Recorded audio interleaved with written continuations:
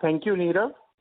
On behalf of Quantum Securities, we welcome you all to Quarter 4 FY21 Result Conference Call of Uflex Limited. We thank the management for giving us the opportunity to host this call. The management is represented by Mr. Rajesh Bhatia, Group CFO, and Mr. Yusuf Nasrullah, Investor Relations. I now hand over the call to Mr. Yusuf Nasrullah. Over to you, Yusuf. Thank you, Mr. Sharma, hosting the call. Good afternoon, everyone, and a very warm welcome to all of you who have joined us today for Quarter 4 earnings call of FY2021 for Uflex Limited. On the call today, we have our Group CFO, Mr. Rajesh Bhatia, who will be sharing his assessment of the performance we posted yesterday. Please note that today's discussions may include predictions, estimates, or other information that might be considered forward-looking. While these statements represent our opinion on what the future holds, they are subject to risks and uncertainties. Thus, we caution not to place undue reliance on these forward-looking statements, which reflect our opinion only on the date of this presentation. I would also like to emphasize that the call should not be broadcasted or reproduced in any form or manner. We will open the floor to questions and answers towards the end. Let me briefly take you through the key highlights. Uflex rose above the challenges of pandemic to post an exemplary performance in Q4 FY20. We posted yesterday marked the best performance for us as our PAT data for the quarter grew by 160% and 87% year on year, while the FY21 at 128% year on year. Sorry to interrupt you. Sir, we are losing your audio a little bit. Participants, please stay connected while we rejoin Yusuf sir back to the call.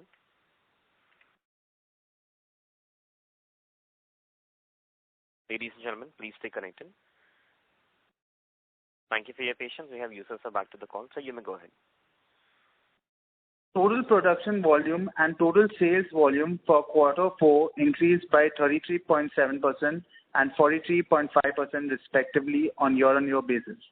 For the full year 2020-21, total production volume stood at 4,63,065 metric tons and total sales volume at 4,62,418 metric tons, both growing at roughly 21% on year-on-year basis. I would now like to invite Mr. Bhatia to address the participants. Over to you, sir. Okay. Thank you, Yusuf. Thank you, Quantum people, for organizing this call. I think the numbers are before you. Yusuf also reiterated that for your easy remembrance or easy reference, I would say. So, the quarter has been stupendous. The few facts which, I would like to highlight other than, what is already known to you in terms of, the performance numbers, whether it is the sales or production or the revenues or the EBITDA. I think Q4 was challenging in the sense that, the raw material prices and availability, both particularly the PP, which is used for manufacturing BOPP films, was a bit of a challenge. The prices also went steeply very high after the first 3 quarters, which were when we saw the raw material prices in a particular range. So Q4 we had a 30% price increase for the BOPET raw materials and about 17% for the BOPP raw materials. And despite that, we've achieved these numbers where our EBITDA is up about 163% on a YOY basis, and EBITDA is up 87%, and the PAT is up 163%. So our total installed capacity of the packaging films after the expansions in Poland, Nigeria, Hungary, and Egypt will be about 510,000. So next year, the another expansion which we have announced at our new location in Dharwad and at Dubai adds up to about 81,000. So by FY23 end, we will have a total production capacity in the films business of about 600,000 tons, which is an increase of about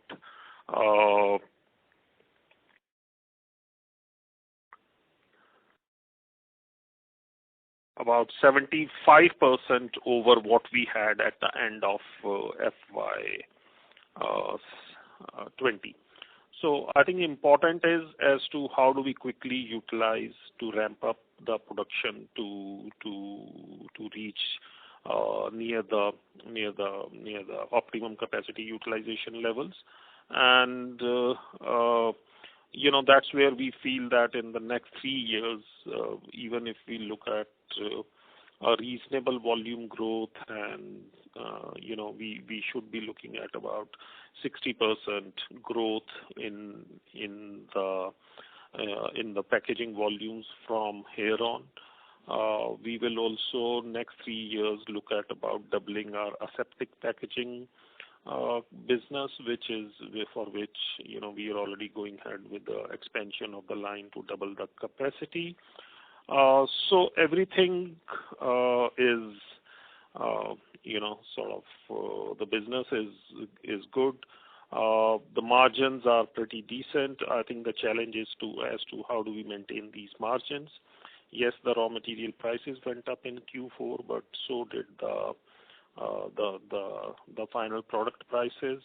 But the more capacity coming up in the subsequent years, at least in India, will check these prices to an extent. But overseas markets are pretty decent at this stage, and we don't see much of issues there in terms of any demand supply mismatches. Even after we had expansions in terms of the Poland, Nigeria, Hungary, and Egypt plants, which added to our debt. But still, if I take it as on FY21, the long-term net debt to EBITDA is still very healthy at 1.4. And if I take total debt on a net debt basis, including the working capital, that is still under 1.8. So overall, sort of very healthy financials, and we are looking to grow on volumes now that the capacities are available, and that will set the tone for the next 3 years to come. And we have, as of now, no plans to expand our packaging business, where we are looking for more value-added and products. But there are no capacity expansion which is currently planned in that business. And the packaging films and the aseptic packaging, the other two businesses are already before you. The other ancillary businesses which are like for us, we do make chemicals and adhesives which are used in the packaging industry, which we make cylinders for the packaging.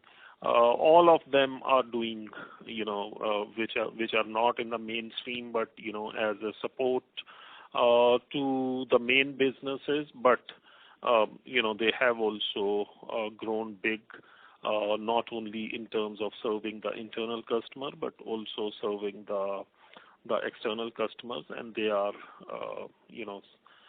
they are also doing good volumes, as well as the top line, and they're adding to the profitability of the overall packaging business.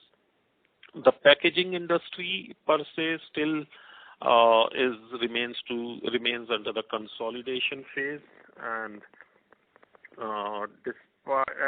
whenever the packaging film prices are up, the packaging industry always have challenges in terms of maintaining their healthy margins, because the price is going up. There's always a lag effect from the customer. But as I've been advising earlier, the packaging business is still the margins still continue to be below our expectations, and the consolidation continues over there, and we expect that in the next couple of years, that business will also start contributing healthy margins, which today are clearly lacking in that business. And on the other hand, the packaging film business is the margins are much better, not only for us but across the industry as a whole. And that's basically the summary of.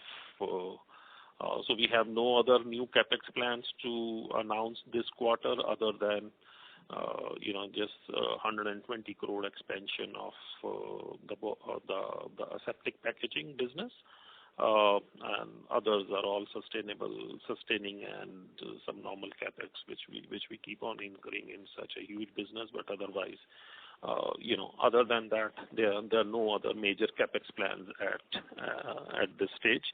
And the endeavor in the next 2 years is to utilize the capacities which we've set up. Thank you. I think that was a bit of a summary of the performance for FY21 and Q4 FY21 from my end. I'll like to summarize it by saying that on each one of the parameters, whether we take it as the volumes, the production volumes, the sales volume, the packaging films volume, or the packaging volumes, or the aseptic packaging volumes, or the business performances of each of the overseas locations, the profitability, the EBITDA, the PBT, the PAT, they're the best in the history of Uflex till date. And quarter 4 revenue gives us the guidance to touch 5-figure mark top line in the current financial year, and a 4-figure PAT mark in the current financial year, which means that we're looking at top line of over 10,000 crores and the bottom line of over 1,000 crores based on the run rate achieved in Q4 of FY21. So that's it from me, and I would love to answer any of the questions that you may have to give you further explanations or information about whatever I'm best capable of. Thank you. Thank you very much. We will now begin the question and answer session. Anyone who wishes to ask a question may press star and 1 on the touchtone telephone. If you wish to remove yourself from the question queue, you may press star and 2. Participants are requested to use handsets while asking a question. Ladies and gentlemen, we will wait for a moment while the question queue assembles. Participants, you may press star and 1 to ask a question.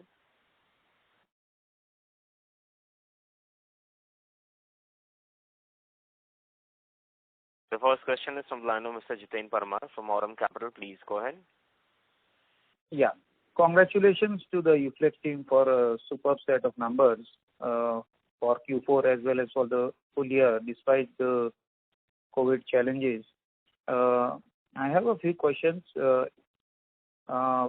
Can you tell me what are the spreads for Q4 in BOPET and BOPP? and also what are the current spreads? So the spreads in the packaging films business, if we look at that business, I think we don't give those spreads. So on overall basis that we have top line which a spread of about 20% EBITDA margins. The EBITDA margins in the current quarter, I think there'll be some adjustment between the BOPET films and the BOPP films. We're seeing some spreads coming down in the BOPET films business, but the BOPP films business, the spreads are much higher even as compared to the Q4 of FY21, while in the BOPET films business, they're marginally lower as compared to Q4 of the last year. Okay, great. In previous con calls, you have given the spread, but that's okay. That this EBITDA margin number is good enough. And I must congratulate you that despite all the raw material increase, you have been able to achieve good EBITDA margin.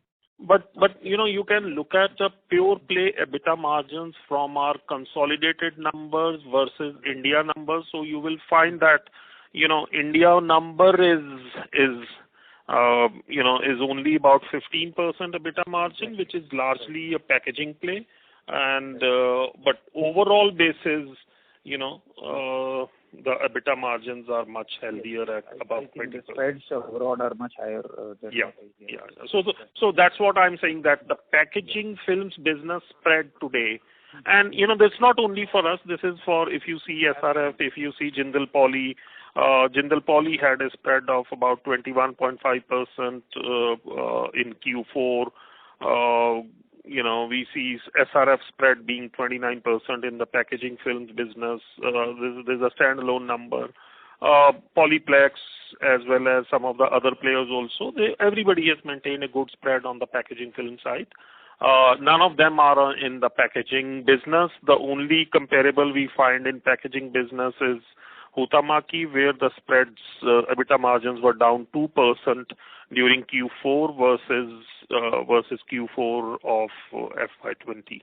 So that's a bit of, and Q3 also they had about close to about 7%. This quarter it is slightly better, but none of those numbers are anywhere near to the margins today you have in the packaging films business. Right. So, what was the capacity utilization of Asepto division in Q4, and what is your... Q4 we had about little over 80%, and current quarter is above 92% or so. Okay. And for full year, what is your guidance? Will you be able to? Full year, I think still very early because there are setbacks, and this is the only business where the setbacks in terms of the lockdowns and all that cannot be predicted.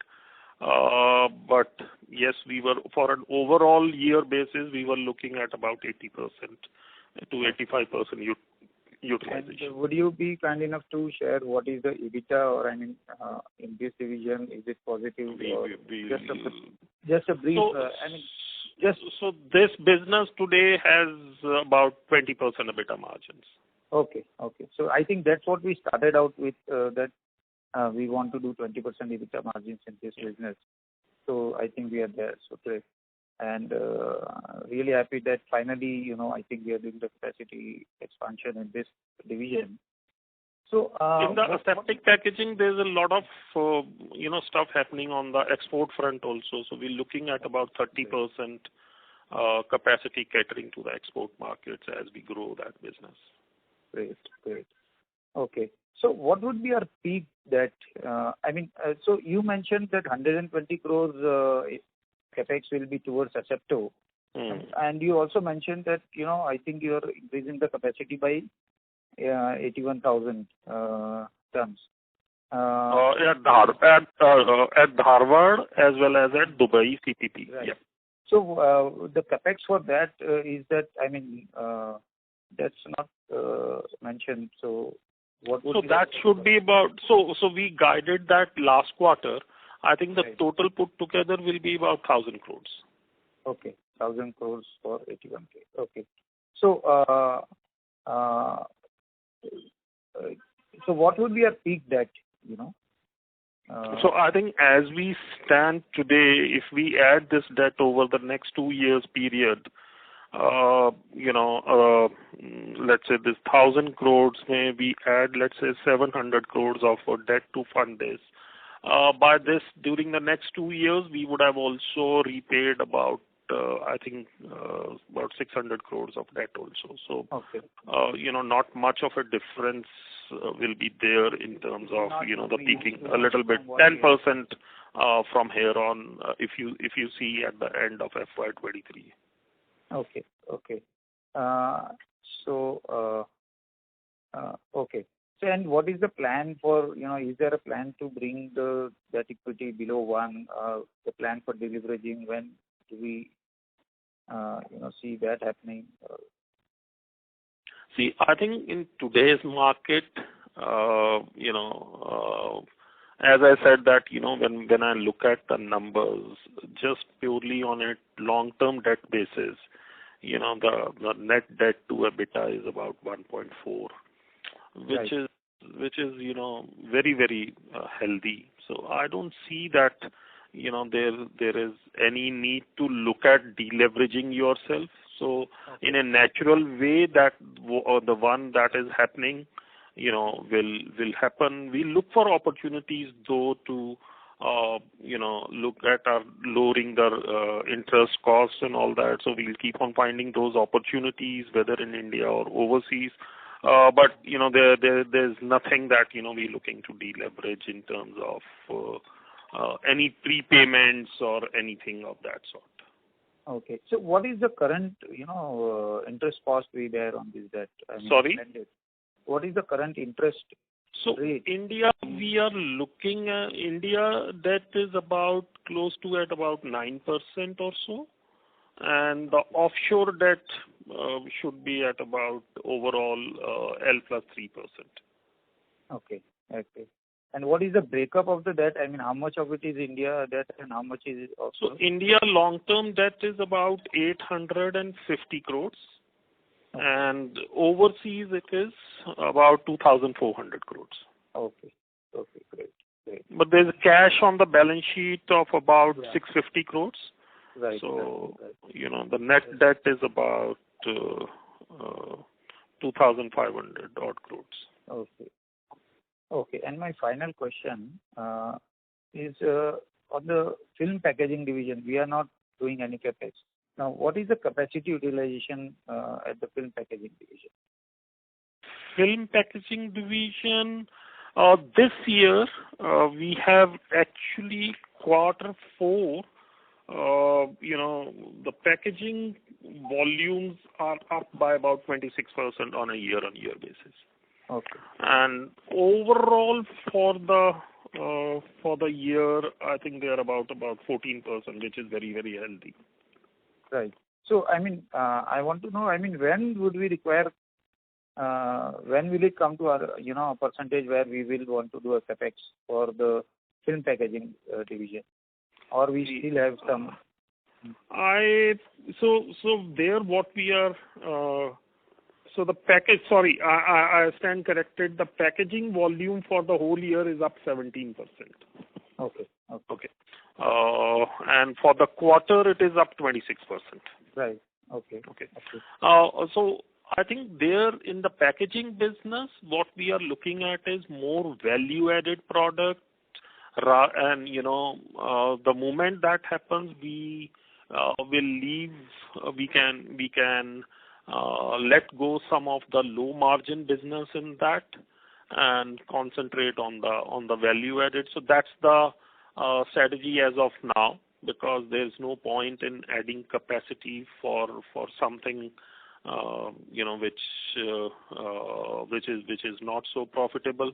So let the consolidation happen in a natural way, and we can still do about 10 to 15% more on our existing capacities in that business.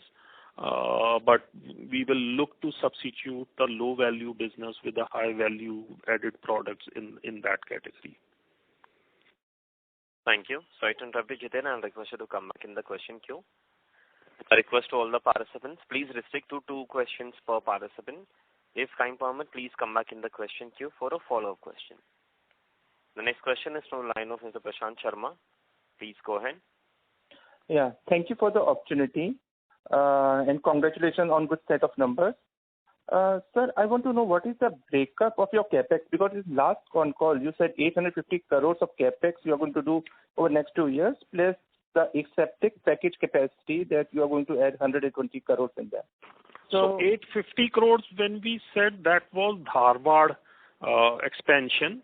Then there is a Dubai expansion that should be about 150 CR. And then there is expansion of aseptic, which is about 120 crore, and that's what is annual at present. Okay. And sir, when this capacity is going to come online? This will happen by March 23. It March can happen earlier, but I think let's look at March 23 as if we achieve it earlier, that will always be better. But that's the safer target to achieve. Okay. And sir, how much is the revenue that we can expect to generate from these capex? So I think we can look to generate from each of these. In nutshell, we can look to generate about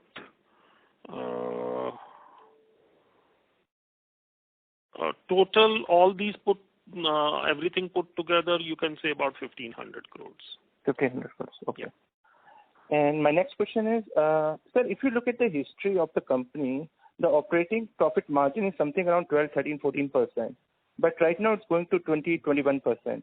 Sir, is it because of the COVID-19 that is happening? And do you think these kind of numbers are sustainable in future? Okay. See, the margin improvement has largely been in the packaging film business, which has gone through its own cycle after 2010-11 boom, and then it was languishing for a larger part of for many years, and only after 2016 when the capacity utilization started increasing as the new capacities were not people were not adding new capacities, so the capacity utilization across the industry improved to about 80-85%, and that's where the margins sort of improved. We saw what happened in 2010-11 was a euphoria where a lot of capacity got added and the margins got affected a bit. Right. But I think, but still to be a conservative side, I think about 2% margin shave off can happen on the packaging film business in the medium run, but we'll make up on those numbers by the extra volumes that we will generate, as well as on the cost per ton numbers that will go down because of a higher production levels. Okay. Thank you, sir. That's all from my side. Thank you. Participants, you may press star and 1 to ask the question. The next question is from the line of Mr. Deepak Mehta, an individual investor. Please go ahead. Yeah. Hello. Yes. Thanks for the opportunity. Great set of numbers, sir. Sir, my question is that due to raw material price increase, mainly crude oil derivatives, what is the pass back, means how you are passing the cost to the customers? So, as this question has come up many times, in this industry. So, in this industry, the price increase because of the raw material linked, crude price link is almost either instant or with a lag in the packaging business, but it does happen on either side when the prices go up or when the prices go down. Yes, in FY21, because of the pandemic, when initially in the Q1 there was a huge spurt in demand led by people hoarding the food products because of fear of lockdowns and all that. That led to a temporary spurt in the demand for the packaging, and while the raw material prices fell, the finished goods prices were higher due to a huge increase in demand. But in the next 3 quarters that got adjusted, and as I said that in Q4 we saw 30% increase in the raw material prices for the films, about a 17% raw material prices for the BOPP films. But despite that, the EBITDA margins for the quarter are still better than the previous quarter margins, which means that you've been able to pass on that price benefit, that price cost impact to your customers. Okay, thank you. My last question is, sir, what is the optimum high level EBIT margin? Is it sustainable like 20% plus kind of EBIT margin? I already answered that by saying that as we stand today, I think we'll strive to achieve that, driven by additional volumes coming from our aseptic packaging business and the additional capacities in the overseas markets coming into play. We should also expect in the next couple of years better margins coming from our core packaging business as such, which is today operating at suboptimal EBITDA margins numbers. So overall, one product yielding a few basis point and the other products catching up on that, I think that jugglery should still give us about a 20% EBITDA margin. But even if that's what I said, even if we shave off a couple of percentage points on the margins and make up through the higher volumes coming our way, which also brings down our cost of production, we'll be glad to accept that kind of a situation as well. Okay, thank you so much, sir. I will get in.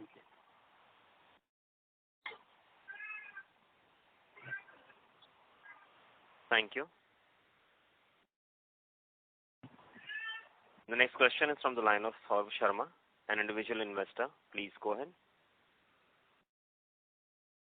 Saurav Sharma, sorry, we are unable to hear you properly. Can I request you to speak through the handset? Please hold on a second. Am I audible now, sir? Yeah, much more. All right, great, sir. So congratulations first and foremost on the numbers that have been delivered this quarter. After the little bit of a disappointment of the last quarter, I believe these numbers, of course, speak volumes about the performance that the team has put in. So congratulations, and hopefully the company has done well throughout the second wave that has hit the country. And I hope for the best health of everyone at the company at large. So my question was regarding the Q4 numbers. The other expenses I saw are on the lower side. So could you detail why that might be? So I think in the last quarters we had probably over provisioning of some of the costs, which were at the final set of numbers, audited numbers. So that got adjusted a bit, and that's why you see some adjustment in the other expenses. So is that, are you speaking of the sequential last quarter or the last Q4 of last year? No. I'm talking about the sequential quarter. Okay, but also compared to Q4 of 20, the other expenses have been controlled quite appreciably. Yeah. So then, on top of that, there are expenses which are not happening today, mostly on account of certain travel costs, certain costs to participate in some of the exhibitions and shows, and all of that in our kind of a business where we are in about 140 countries, is playing a very, very substantial role in bringing down costs. Right. All right. So the second question is regarding the brownfield expansion in Egypt that was completed this quarter, right? Yeah. Yeah. So could you just from a recollection, mention when was this brownfield expansion started? I'll have to get back separately for that as to when did it started. But probably this was the first one we took and later we had Poland, we had Nigeria, and we had some of the other things that came out. So this Egypt expansion that was operationalized in Q4 2021, this is around 42,000 BOPP, right? Which is 42,000 BOPP, yeah. Right. And the status of Hungary and Nigeria, sir? Hungary and Nigeria are due any moment now. We've done enough trial runs over there and all that. So that is like, any moment in this quarter. Right. We delayed there, by at least, I think, quarter and a half. But, that's coming on stream now. Right. And the new expansion that has been announced in the last 2 quarters, you just mentioned in the answer to a previous question that the expected turnover for that is going to be around 1,500 crores. So does that mean an asset turnover of around or less than 1.5? So in our business, we have an asset turnover in the packaging films of little over 1. So that's what it is. Okay. Yeah. Great. All right. So that's it for now. Thank you. Thank you. The next question is from the line of Mr. Sagar Shah from SA Analytics Limited. Please go ahead. Good evening, sir. Actually, I had just one question, actually. First of all, congratulations for a very excellent set of numbers, actually, for the Q4 and also for the entire year, actually. Now, my question was that in spite of such a good performance, the dividend payout ratio seems to be on the lower side, actually. So, do you have any plans to increase your dividend payout? And secondly, if this performance continues for FY22 and your capex is hardly 120 crores in your new aseptic packaging plant, so do you have at least some decent plans to reduce your debt so that your finance cost gets reduced and maybe your ROE would actually get a boost? Maybe it would be good to shareholder value. So I answered that already by saying that we have no plans to accelerate any payments of the debts due, and we'll continue to make those payments as and when they are due. Having said that, the dividend we've increased this year from 20 to 25%. I know from the shareholders' perspective it's a marginal increase, but any such increase further will only increase the debt to be taken for completing these projects. And if we give a higher payout, the accruals to be plowed back into the businesses would be lesser available, which means that you adding on only further debt, which is counterproductive to what you said, that what are your plans to reduce debt. So this is also one of the ways that you keep your debt in the check. No plans to prepay any debt, but the capex plans are also as of now frozen, but that's a very evolving thing, and maybe a quarter, 2 quarters, 4 quarters down the line, once you've consolidated your numbers, the management and the board could consider anything further, but nothing as of now. Yeah. But actually, your dividend payout ratio is on a very, in spite of such a brilliant quarter, your dividend payout ratio seems to be on a very lower side. I understand the payout ratio is lower, but that was done only keeping in mind, the capex that we've planned in the next couple of years for the Dharwad as well as for the assembling packaging business. Okay. Thank you, sir. All the best. Thank you.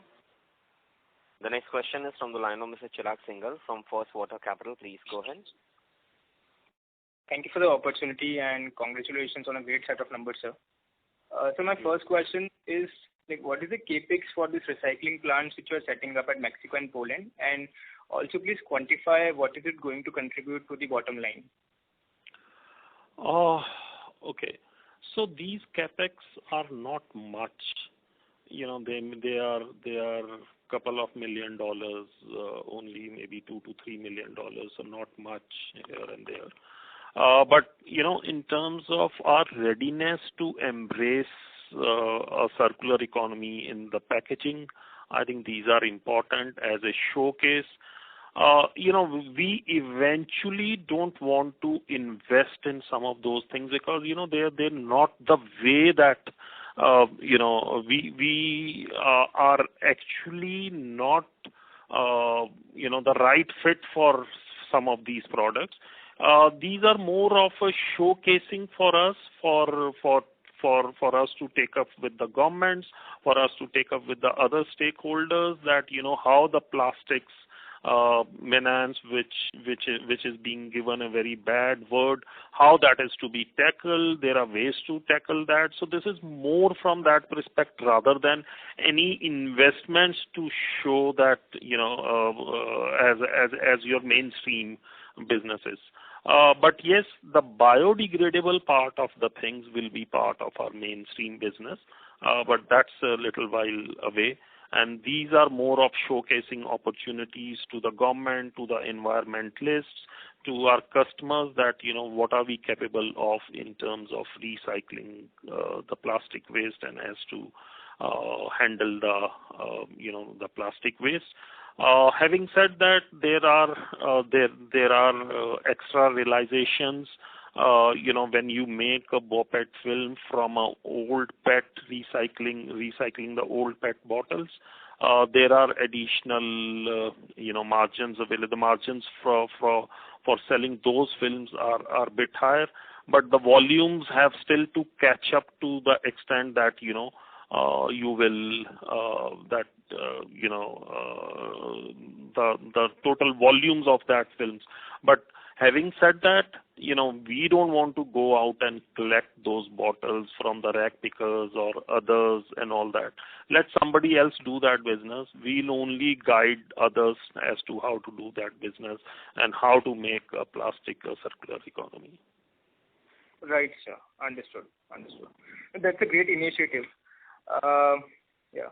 And now, coming on the asepto expansion. So, sir, if I recollect the number which you have given just now and the number which you guided for in the past, there is a bit deviation. So, why is that so? I didn't get this thing. So, number this time for the asepto expansion, we have guided for, we have announced a capex of 120 crores. Yeah. Whereas in one of your earlier phone calls, the number was around 50 crores. So, are we adding something more than what we thought? No, we are not adding some of the other bottlenecking equipment and some of, when you do a project, then there are, apart from the hard costs, there are soft costs also, like interest during construction, upfront fees that you pay to the lenders for that, their loans, the manpower costs which goes into setting up those projects and all that. So all put together, it is the maximum of about 120 crores. But if you talk of printing line as such only, I think we gave a guidance earlier that it's about 60 crores or so. And that remains so. Okay. Understood. Okay. Sir, one last question. What was the capacity utilization for the Poland facility in Q4? Poland facility in Q4, I don't have that number right now, Ji. Okay. But it's not fully utilized. The new plant that has come up is not fully utilized. I think we need to ramp up the numbers there too, which we'll do in the current financial year. Okay. So we are expecting to ramp it up to 100% by the end of the current financial year. That's the endeavor to do it much earlier. But let's see. Okay. Right. We're doing our best on that, and pandemic is only helping that because today, if you see the freight rates from India to Europe or elsewhere, they are minimum 3x of what they used to be pre-COVID. So obviously, which means that the manufacturers who are supplying those films from India have to incur additional costs, which means that their landed cost there is costlier, which means that there's the more opportunities for us to penetrate into some of those customers, given that we'll be able to derive better margins for those films what we manufacture in Poland, as well as convince these guys that look, if you want to be 100% sure that your factories keep on running, I think might as well pay a bit of an extra cost by buying made in Europe material, and no fluctuations of the prices, because the crude is today X. By the time 3 months later you get the material, it is 20% more or 20% less. So no, and you can manage your inventory at optimize those your stock inventory optimization, inventory holding costs. So I think all that will play out over the next couple of years. Abhi tak ye nahi ho raha tha because we were already sold out fully in those jurisdictions, so there was no opportunities like this to convert more customers to buy locally, which is of course happening now. Right. Okay. Okay, sir. That's it from my side. Good luck for the future. Thank you. Thank you. The next question is from the line of Mr. Ayush, an individual investor. Please go ahead. Hi, good afternoon. Thank you for the opportunity and congratulations on a great set of numbers, sir. I actually had a question about the aseptic packaging line that you all are setting up. You said that you are having demands from exports now. So, yeah. Are you all also thinking of setting up anything in Europe? If that would have been there, we would have announced that. No, as I said, as of now, whatever the capex we've announced. Other than that, there are no plans. But obviously, some of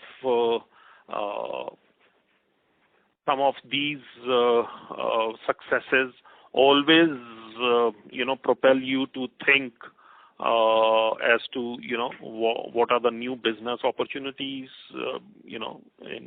So maybe tomorrow at some stage we may think of doing aseptic packaging business globally, as we do the film business today globally. Okay. All right. Thank you, sir. The rest of my questions have all been answered. All the best. Thank you so much. Thank you. The next question is from the line of Mr. Jiten Parmar from Aurum Capital. Please go ahead. Yeah. I wanted to ask about excuse me. I wanted to ask about what are the what is happening on the recyclability and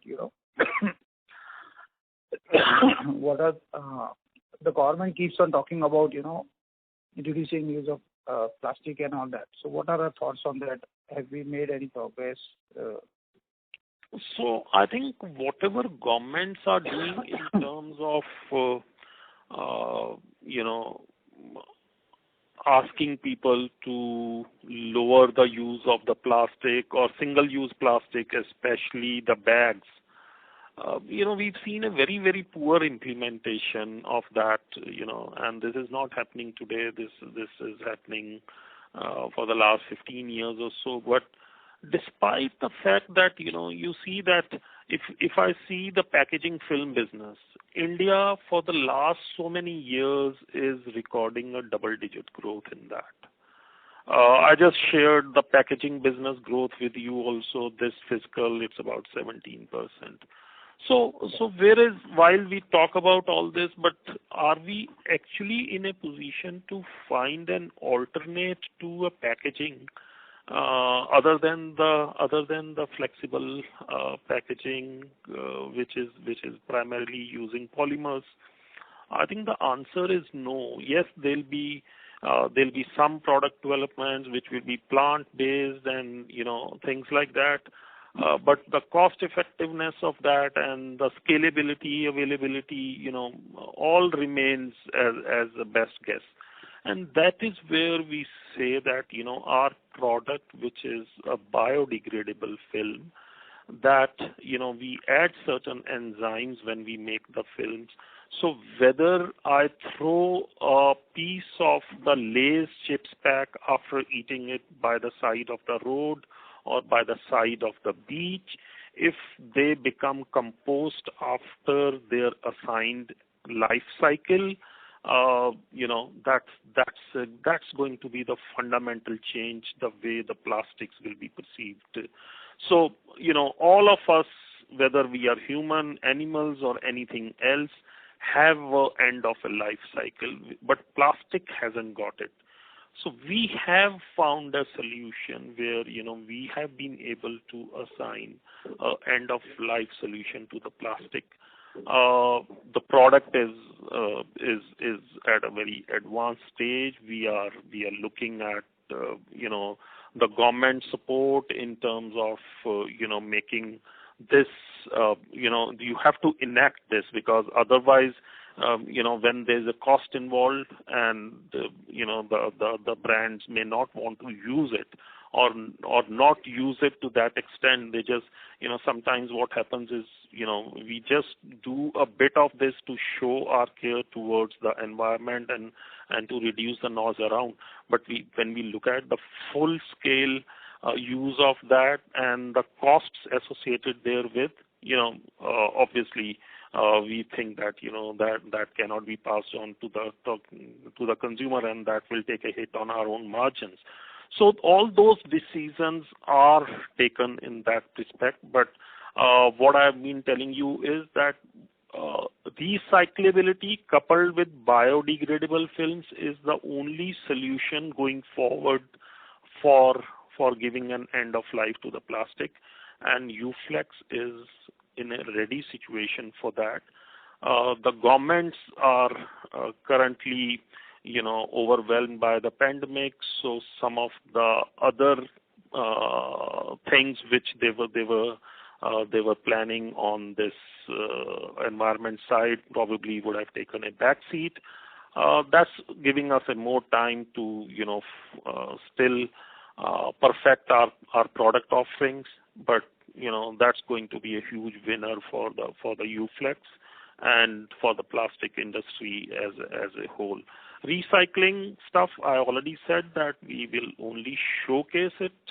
We are not intending to get into that business, but biodegradable product films and all, we'll be the pioneers in this. Great, that's so good to hear. So cost-wise, would it be a significant, higher cost? थोड़ा बहुत तो होगा ही, 10-15% तो extra होगा ही. 10-15% is fine. It's great actually, to be honest. I think that's great. But I don't hold more on to me those numbers because, I'm not a technical guy who's, initial period, there could be demand and supply mismatches. So the cost may be a bit different than, we all know the electronics, the same electronics 10 years before, what was the cost, and today what is the cost, including some of the appliances we use it at our home, including the LCD, LED TVs and all that. So I think those cycles will take their own course, but yes, there will be a cost impact of that, but much less cost impact than today. when we look at how do we manage the environmental associated cost with this, or the recycling costs with associated with the same. So if we throw away a plastic, or like we throw away a cloth and that becomes a biomass at the end of its assigned life cycle, then you don't need to put a mechanism to collect those waste, to recycle that, and then to again send to. So the overall costs, if you see, I think they'll be still lower than the overall environment management costs. Absolutely. Great. Thanks for these insights. This is great to know, and very happy that the company is always a pioneer in technology and advancements. No, I'm saying that. Take my words today. This is going to differentiate Uflex from the rest of the industry in the packaging business. Great. Thank you. That's all. In 5 years, you will see, the kind of impact this one product will have. I have no idea that as to how the others are, what other competitors are doing on this aspect, but I'm supposed that everybody is seized of this challenge and taking this as an opportunity and will have their offerings as well. But Uflex is certainly a front runner in all of this. Great. Thank you so much. That's all from my side. Thank you very much.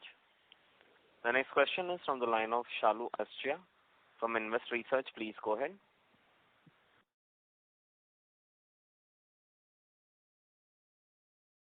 Shalu, may I request you to unmute your line from your side and go ahead with a question, please?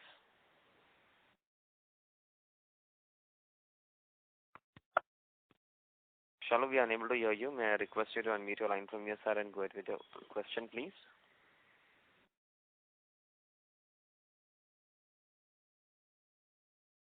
Due to no response, we move on to the next participant. The next question is from the line of Mr. Prasad Kumar from Invest Research. Please go ahead. Hi. Thanks. Congrats, Rajesh, for the great set of numbers. We are impressed with the kind of earnings growth that we can see as part of your organization. I have one quick question where you have partly answered this before, again on the debt levels, right? So when are you seeing your debt levels maybe coming to a lower level from what you have currently? Right. So I understand that you don't have any intention to prepay any debt, but do you see the debt getting softening in the next 12 to 24 months? See, it's not a debt reduction actually which matters to me as a CFO. I think what matters to me is a healthy metrics to debt to earnings. And as I said that even as of now, as on 31st of March 2021, when I look at those numbers and I see that, my long-term net debt to EBITDA is only 1.4, and I haven't, realized even a 10-15% potential of the investments that I made over the last 2 years in terms of setting these capacities, which added us a debt of about $300 million. So I feel very comfortable, and because when I see also the tenor of that debt, it's a long-term debt between a 7 to 10 year kind of a period. So there are no pressures on the cash flows of any sort for any sort of that debt servicing. If the ratios remain healthy in the absolute numbers, debt additions won't be much of an issue for us. We are only looking to maintain a healthy number in terms of our leverage ratio vis-a-vis our earnings, and so long as we are able to serve that, which means that you are able to create a much larger value creation for the shareholders than what 8 or 9% or even in the foreign entity a 4 or 5% debt cost would have been. So we've no intention to look at any of the prepayment. It will happen in the natural course. We will only keep an eye that, our earnings with the sufficient margins are good enough to take care of our debt servicing requirement with a huge comfort, with a huge margin. That's what the whole endeavor is. Great.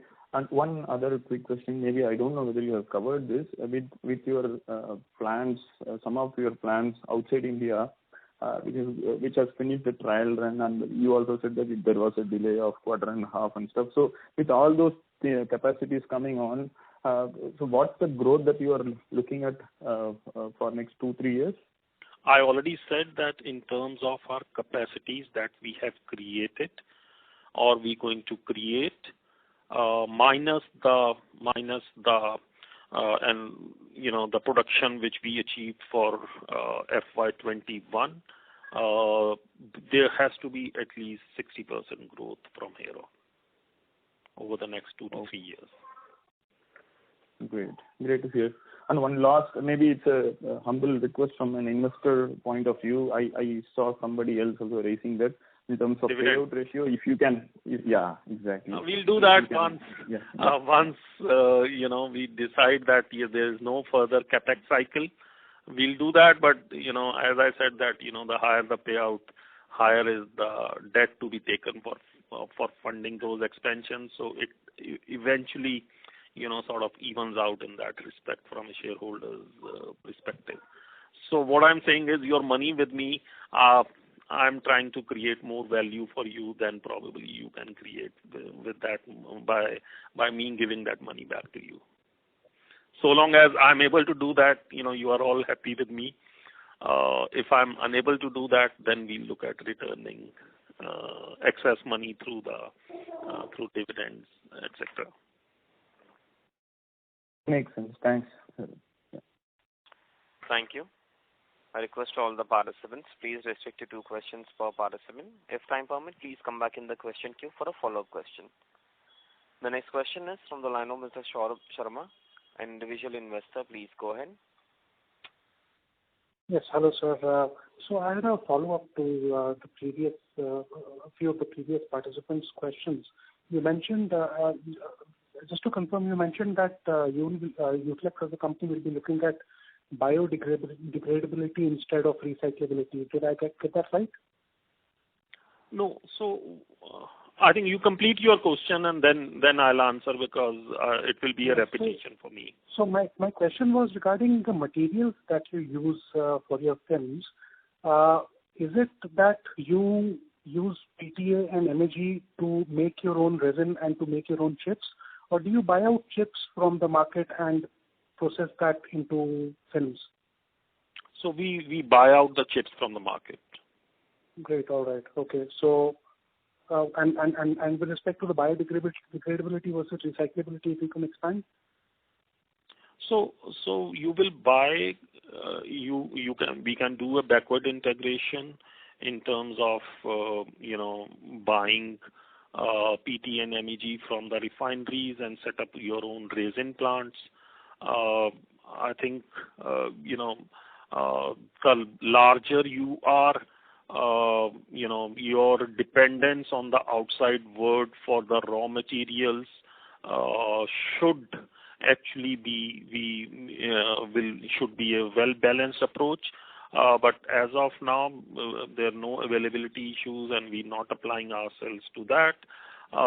What we are saying is, after we buy the resin and then we process that to make films, in that process, certain enzymes get added while making that film, which makes them biodegradable. Okay. So the resin remains the same, the only thing that is different is enzyme. No. Enzyme is just an add-on. Addition, right. Yeah. So, all right. But so the resins are melted. Okay. Right. They are hard chips, so they are melted through a process, and then it is casted into a film. So when you melt them, along that you will add some enzymes to ensure that the films are biodegradable. Then there'll be, I think, subsequently there'll be development of coatings on the films, on the top layer, on the bottom layer, which will add to the biodegradability of those films. Okay, all right. And the second question was about the capex on a standalone entity level. I see there has been some capex, a significant amount of capex for that matter, for the standalone entity. So could you just tell us what was that for? So that was, on setting up some of the recycling facilities last year, on doing some modernization at our films plant in India, because they are now about 25 years old plants.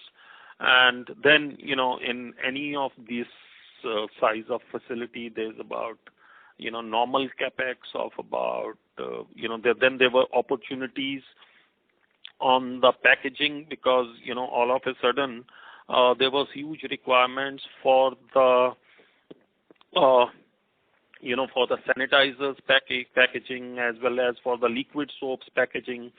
So those pouches making machines had to be added on an urgent basis. So all that, which you either call it a sustaining capex or you call it incremental capex, which is to add to the balancing equipment. Like, today I may have a higher capacity for the printing, but in terms of making pouches, if I print, say, 100 tons, my pouching capacity may be limited to 20 tons only. But with the sanitizers and with the liquid soaps demand coming in, so we had to increase that capacity of the pouching films to an extent. So all this capex is So the maintenance capex per year is going to be around what range, sir? You can say about across the company about 150 to 200 crores. On a consolidated basis? Yeah, on a consolidated basis. Great, all right. And so the last question is about the promoter thinking in terms of shareholder returns. I understand your reasoning about the dividends, but I wanted to sort of get a bird's eye view of what the promoter is thinking in terms of using their stake either, or because there has been, of course you would be aware of the NRI position increasing in the company's outstanding share capital. So is that a friendly takeover? Is the management aware of that? And what is the nature? Is that an independent transaction that the management and the promoters have no concern with? If you could just... No, see, it is some investors like you who have faith in us, in our business model. And, I understand that, but, the similar investors you had, if you see their track record, they were earlier in some of the competitor companies, but then they exited those companies because they would have found us more interesting, or they would have challenges in some of those businesses. So I don't know the reason for that, but this is purely an investment perspective. And, there are people, today, still at this price, if you see the peers in our business in the developed markets, I think they are at a much higher valuation multiple than where the Indian films or packaging companies are trading at. I see one of our competitors who's looking to divest its business, and we see the share price going up substantially over the last 6 months or so, because the exit valuations on these businesses have to fall in line with what's the global things for this. And we've seen the transactions happening in the global markets in this segment, which is at anywhere between 12 to 14 EBITDA multiples in the packaging business. We've seen BIMS being acquired by MCOR at that kind of a numbers valuation. So I think it's eventually somebody believing in a company that yes, I'm buying it cheap, but what I'm buying is an industry leader. What I'm buying into the largest global manufacturer of the BOPET films in the world outside China, and the track record of the management growth, how they've handled their capex projects, how they've ramped up their capacity utilization faster, how they are aware of the issues that are cropping up these industries and how they plan to tackle it. So I think it's all that they would have considered, and before investing, continue to invest in our company. So that's the only thing I can say. But there's no way that there is any other link to that investment. Right. And to get an answer to my the Egypt capex initialization date, where can I email, sir, to get an answer on that? Yeah, I will get. I mean, so should I email someone, sir, for that? I can. You can be in touch with Yusuf on that. All right, great, sir. Thank you. That's it. Have all the very best, and thank you. Thank you. The next question is from the line of Mr. Hariknath Pedi, individual investor. Please go ahead. Yeah, sir, good afternoon, sir. Congrats on a set of good numbers. Thank you. Yeah, sir, actually, like last year, June was a complete lockdown, and this year also partial lockdown was there across the country and across the globe. So what do you think about the overall current financial year and the current quarter? I think I already answered that. I can't be so specific about immediate quarter or this thing. I think I can do a general guidance as of now based on the capacities that we've created. But overall, I can say that the current and as I've said that a month or a quarter and all that does not make a huge impact in the life of the organization. But an overall guidance from our side is FY22 and beyond. While this may be the best ever achievement in terms of the production, sales, and the top line and the profitability performance, but we are looking to surpass this in FY22 and even beyond that. Okay, sir. Thank you. Thank you. A reminder to all the participants, you may press star and 1. The next question is from the line of Mr. Rahul Soni from SMIFS Limited. Please go ahead. Can I request that we want to sort of close this in the next 10 minutes or so, because I have another meeting at 5. So I'll request all of you to because I know that there are a lot of questions which are being repetitive in nature. So the answers are already there, but still, in case anybody of you wants a specific a query, I think they can be in touch with Yusuf to and we'll try to address that. We'll take the last question from the line of Rahul Soni. Please go ahead. Yeah, hello. Thanks for giving me the opportunity, sir, and congratulations for the good set of numbers. Sir, as you said, the prices for BOPET and BOPP increased by 30% and 17% year-on-year during the quarter. Raw material pricing. Yeah. So raw materials for BOPET and BOPP films. Okay. So are you able to pass on this price fully? I already answered that by saying that despite this price rise in this quarter, my overall EBITDA margin is still better than what was there in the previous quarter. Which means that, yes, we've been able to get a better value from our customers for this price increase as well. Okay.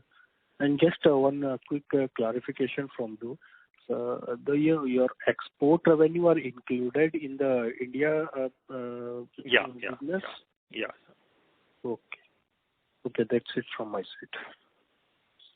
Thank you very much. I will now hand the conference over to Mr. Yusuf Nasrwala for closing comments. Thank you everyone for joining us today, and we look forward to staying in touch in future quarters. You may also contact me for further queries. Have a nice day. Thank you. Thanks everybody for on the call and showing such a exuberance, in asking questions, in being proactive and all that. That always, sort of helps us in terms of being more on the toes and be prepared next time for better answers to some of the questions, you may have. And, we'll be, we are, absolutely transparent with you in terms of what we plan to do currently, what are our plans, how do we see our business in the immediate future, and the industry challenges and the opportunities.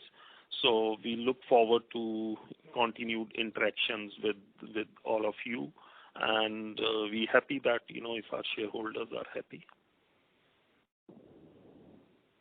Thank you very much. On behalf of